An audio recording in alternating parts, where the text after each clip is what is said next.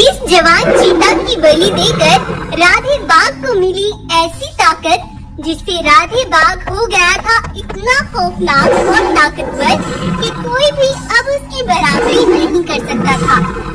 इतना विशाल मजबूत शरीर के साथ जब राधे जंगल में आगे बढ़ रहा था तो धक धक की आवाज से पूरा जंगल हिल रहा था। उसके सामने बड़े पेड़ भी छोटे पौधे लग रहे थे। राधे उन्हें उधेड़ता फाड़ता बस दौड़े ही जा रहा था। जब वो रघु के जंगल पहुंचा तो जानवर उसे देखकर हक्के बक्के रह गए। गाय बहन, ये हमारे जंगल में क्या अजाब उतर आया है? कुछ मत बोलो भैंस बहन, भागो यहाँ से। जानवर अपनी अपनी जान बचाकर उससे भाग रहे थे, लेकिन राधे एक ही झपटे में उन्हें दबोच लेता और उनका खून पी जाता। लेकिन राधे ये सब क्यों कर रहा था और 20 जवान चीता की बलि देकर वो क्यों इतना विशाल बना? दरअसल आज से 2 साल पहले रघु महाराज के यहाँ एक नन्हे वीर ने जन्म लिया। रघु अपने बेटे के आने से बहुत खुश था। उधर इसी जंगल में राधे भी अपनी पत्नी रश्मि के साथ रहता था। रश्मि भी गर्भवती थी। राधे बहुत खुश था क्योंकि कुछ ही दिनों में उनके यहाँ भी एक नन्हा मेहमान आने वाला था। उधर रघु अपनी पत्नी से कहता है, मैं कुछ काम से नदी की तरफ जा रहा हूँ। वापस लौटने तक तुम वीरू का ख्याल रखना। रघु वहाँ से चला गया, लेकिन थोड़ी ही देर बाद रघु की पत्नी की आंख लग गई और रघु का बेटा वीर वहाँ से थोड़ा बाहर निकल गया। लेकिन तभी एक शिकारी आया और उसने वीर को खून से नहला दिया और वहाँ से भाग गया। उधर रश्मि बागिन टहलने के लिए निकली हुई थी, लेकिन तभी पीछे से रघु उसका शिकार करने के लिए बहुत तेजी से उसका पीछा कर रहा था। रश्मि उसे देखकर और भी ज्यादा तेज दौड़ने लगी। तभी उसके सामने एक बड़ा पत्थर आया और वो उससे टकरा कर नीचे गिर गई। वो और उसके बच्चे ने वहीं दम तोड़ दिए। रश्मि और उसके बच्चे की आखिरी सांस निकलते हुए उसके पति राधे ने उन्हें देख लिया था। रघु जंगल का राजा था। राधे उसका सामना नहीं कर सकता था, लेकिन अब राधे ने ठान लिया था कि वो रघु और उसके पूरे जंगल को बेदर्दी की मौत मारेगा, जैसे रघु ने उसकी पत्नी और उसके बच्चे को मार दिया था। तब राधे एक तांत्रिक के पास जाता है। मुझे एक ऐसी ताकत चाहिए जिससे मैं उस रघु को तबाह कर दूं। लेकिन वह तांत्रिक उसे ऐसी ताकत देने से मना कर देता है। लेकिन राधे उसे जान से मारने की धमकी देता है। तब तांत्रिक उसे बताता है यदि वो महाशक्तिशाली बनना चाहता है तो उसे 20 जवान चीता की बलि देनी होगी। और बहुत समय के बाद राधे को मिलती है 20 जवान चीतों की ताकत, और इसीलिए आज ये राधे अपनी बीवी और बच्चे का बदला पूरा करने के लिए रघु के जंगल पर एक बिजली की तरह कड़क रहा था। रघु को बिल्कुल समझ नहीं आ रहा था कि वह क्या करे। तभी वही तांत्रिक रघु के जंगल उसके पास आता है और रघु को सारी सच्चाई बताता है। क्या वे मुझसे बदला लेने आया है? मुझे उसे जाकर सारी सच्चाई बतानी होगी, नहीं तो वो एक झूठ को सच समझकर ना जाने क्या क्या कर डालेगा। तब रघु दौड़ता हुआ राधे के पास जाता है। तुम मुझसे बच नहीं सकते रघु। मेरा बदला तुम्हें खत्म करके ही पूरा होगा। तुम चाहते हो तो मुझे जान से मार सकते हो, लेकिन पहले सच्चाई जान लो। उस दिन मैं अपने बच्चे को अपनी पत्नी को सौंपकर चला गया था, लेकिन जब मैं वापस लौटा तो मैंने देखा वे शिकारी मेरी गुफा से आ रहा था और मेरा बेटा खून से लथपथ पड़ा था। ये देख मैं उस शिकारी के पीछे दौड़ने लगा, लेकिन तुम्हारी पत्नी भी वहीं खड़ी थी। उसने सोचा मैं उसके पीछे दौड़ रहा हूँ। वे भागने लगी और पत्थर से जाकर टकरा गई और पत्थर से जाकर टकराकर नीचे गिर गई। उस दिन तुमने अपने बेटे और पत्नी को ही नहीं खोया, बल्कि मैंने अपने बेटे वीरू को भी खो दिया था। राधे जब ये सारी सच्चाई सुनता है तो उसे अपने किए पर बड़ा अफसोस होता है। रघु भाई, मैंने सच जाने बिना ही ना जाने बहुत से मासूम जानवरों को मार डाला। तुम मुझे माफ कर दो। आज से मैं कभी ऐसा नहीं करूँगा। मुझसे गलती हो गई। राधे भाग सच्चाई जानकर शांत हो गया था और अब वो अपने इस विशाल शरीर से जानवरों को नुकसान न पहुंचाकर उनकी हर काम में मदद करता और जंगल में एक सच सामने आने के बाद फिर से सब ठीक हो जाता है और सभी जानवर खुशी से रहने लगते हैं। तो आपको ये कहानी कैसी लगी कमेंट करके जरूर बताएं। जंगल में रीटा नाम की एक बकरी अपने बेटे दया के साथ रहती थी। रीटा बकरी बहुत ही सीधी सादी और डरपोक थी। वो अपने बेटे से बड़ा प्यार करती थी, लेकिन वही रीटा का बेटा दया बहुत होशियार और निडर था। वो दिल का बड़ा अच्छा था। एक दिन दया जंगल में घास चर रहा था। वहीं उसके कुछ साथी भी थे।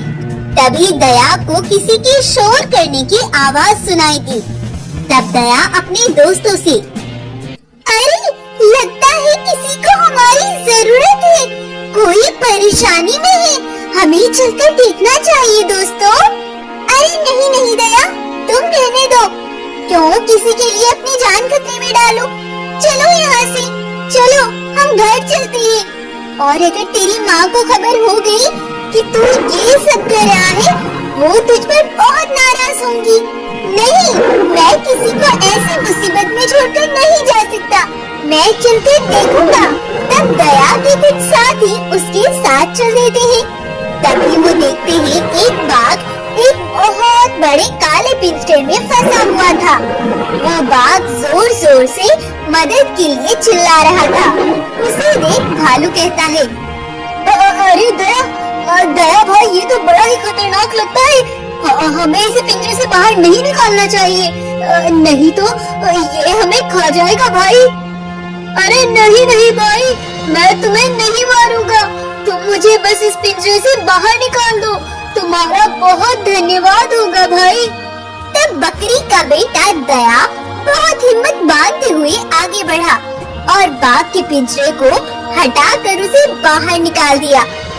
बाघ दया से बहुत खुश होता है और कहता है, दया, आज तुम मेरी मदद नहीं करते तो मैं यहाँ भूख के मारे मर ही जाता। तुम्हारा बहुत बहुत धन्यवाद बेटा। उधर दया की माँ रीटा दया का इंतजार कर रही थी। वो तभी दया को देखने के लिए जंगल निकल पड़ती है। तभी रीटा भी बाघ के पास पहुंच जाती है। बाघ को देख वो बहुत घबरा जाती है, लेकिन तभी बाघ कहता है, अरे रीटा बहन, तुम घबराओ नहीं, आज तुम्हारे बेटे ने मेरी जान बचाई है। तुम्हारा बेटा बहुत बहादुर है और अगर आज ये मेरी मदद ना करता मैं तो सच्ची मर ही जाता। अच्छा बहन, चलता हूँ, कभी भी मेरी जरूरत पड़े तो मुझे याद जरूर करना, मैं हाजिर मिलूंगा। इतना कहकर बाघ वहाँ से चला जाता है, लेकिन तभी जंगल में एक बड़ा जालिम और खूंखार शेर आ घुसता है और वो जानवरों का शिकार करने लगता है। सारे जानवरों में दहशत गर्दी का माहौल बन जाता है। सभी उस जालिम शेर से डर के मारे कांप रहे थे। ऐसे में रीटा अपने बेटे दया से कहती है, देख दया, अब तेरी मनमानी नहीं चलेगी। जंगल में एक बड़ा खूंखार शेर घुस आया है, अब तुझे घर से बाहर नहीं निकलना। लेकिन माँ, हम कब तक ऐसे डर डर कर जीते रहेंगे? हमें तो उसका सामना करना चाहिए, नहीं तो वो हमारे जंगल के जानवरों को मार डालेगा। तू चुप कर जा, बड़ा आया शेर का सामना करने वाला। अगर तूने मेरी बात न मानी तो अच्छा नहीं होगा और घर से बाहर नहीं निकलना, समझा? अगले दिन रीटा भोजन लेने के लिए जंगल गई हुई थी और दया घर पर अकेला ही था। तब वो है, अरे मैं तो घर में बैठा बैठा बोर हो गया हूँ। माँ न जाने कब तक वापस लौटे, तब तक मैं घूम फिर कर आ जाता हूँ। यूँ सोच कर दया नदी के पास पहुँच जाता है और वो पानी पीने लगता है। तभी वहाँ पर वही खूंखार शेरा पहुँचता है। दया के सामने जाकर खड़ा हो जाता है और कहता है, अरे वाह, यहाँ आते ही एक और शिकार मिल गया। बच्चा ही सही, शिकार तो फंसा। शेर ऐसे खुश हो रहा था और दया डर के मारे कांप रहा था। तभी वहाँ दया की माँ आ पहुंची और वो दया को धक्का देकर दूर कर देती है और शेर का हमला चुक जाता है। शेर बहुत गुस्सा हो जाता है और वो दोनों माँ बेटा अपनी जान बचाकर वहाँ से भागने लगते हैं। खूंखार शेर भी गुस्से से आग बबूला हो जाता है और उनके पीछे भागने लगता है। तब रीटा भागती भागती अपने बेटे से कहती है, बेटा दया, जल्दी भागो और तुम यहाँ से अपना रास्ता बदलो, अपनी जान बचाओ बेटा।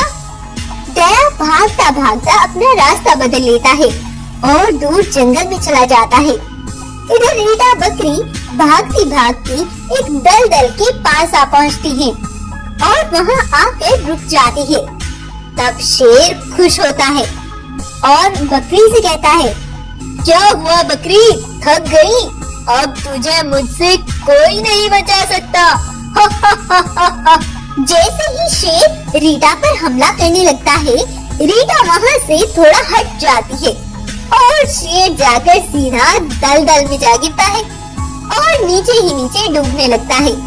वो बहुत चिल्लाता है, कोई बचाओ बचाओ, मैं नीचे दलदल में फंसता जा रहा हूँ, अरे कोई है, अरे कोई मेरी मदद करो। शेर ऐसे चिल्लाता रहता है और बेचारा दलदल में फंसता ही जा रहा था। इधर दया दौड़ता हुआ बाघ से मदद के लिए उसके पास पहुँचा और अपनी माँ के पास उसे बुला कर लाया। दया अपनी माँ को सही सलामत देख बहुत खुश होता है और अपनी माँ को गले लगा लेता है। वो देखता है वो शेर दलदल में आगे जाकर फंस चुका है। तब माँ रीटा कहती है, एक माँ चाहे जितनी भी डरपोक और कमजोर हो, लेकिन अगर बात उसके बच्चों की हो तो वो अपनी जान दांव पर लगा देती है। दया अपनी माँ पर गर्व करता है और हंसी खुशी फिर से अपनी माँ के साथ जंगल में रहने लगता है। तो आपको आज की हमारी कहानी कैसी लगी हमें कमेंट करके जरूर बताएं।